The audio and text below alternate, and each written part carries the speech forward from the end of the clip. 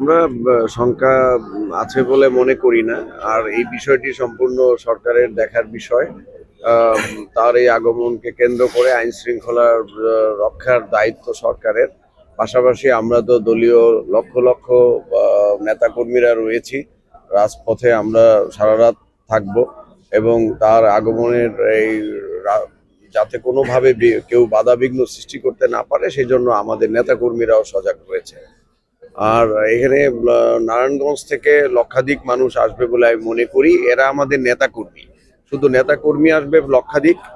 আর এমনিতে আমাদের দলের শুভাকাঙ্ক্ষী রয়েছে, ভোটার রয়েছে, সমর্থক রয়েছে। আর যেহেতু সামনে নির্বাচন নির্বাচন যেহেতু সামনে, সেই হিসেবে আমাদের যারা প্রার্থী হয়েছে নারায়ণগঞ্জের 5টি আসনে, সবাই যার যার জনসমর্থন দেখানোর জন্য এখানে পর্যাপ্ত জনশক্তি জনবল এখানে নিয়ে তারা এখানে উপস্থিত হবেন।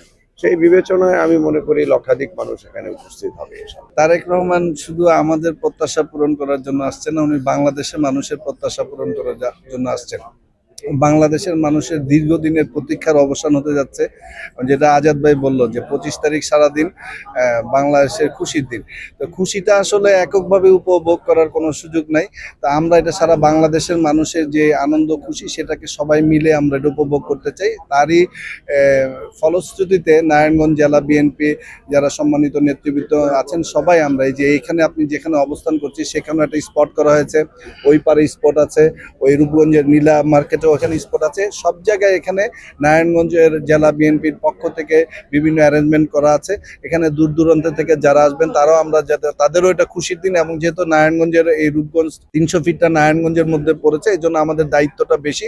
সেই কারণে আমরা আমাদের আনন্দটা তাদের সেবার মাধ্যমে আমরা সেটা উপভোগ করতে চাই। যারা দূর দূরান্তে আসবে তাদের নারায়ণগঞ্জ জেলা বিএনপির প্রত্যেকটি নেতাকর্মী তাদেরকে যাতে কোনো রকমের অসুবিধা না হয়, তাদের থাকার ব্যবস্থা, খাওয়ার ব্যবস্থা আমাদের যথাসম্ভব আমরা যতটুকু সম্ভব আমরা সব করেছি। অন্তত এই পুরো নারায়ণগঞ্জ জেলায় 10 থেকে 15টি গরু জবাই করা হয়েছে। তো এখানে আসলে এখানে যত নেতাকর্মী আসবেন, সাধারণ মানুষ আসবেন, সবাইকে আপ্যায়ন করার ব্যবস্থা করা হয়েছে।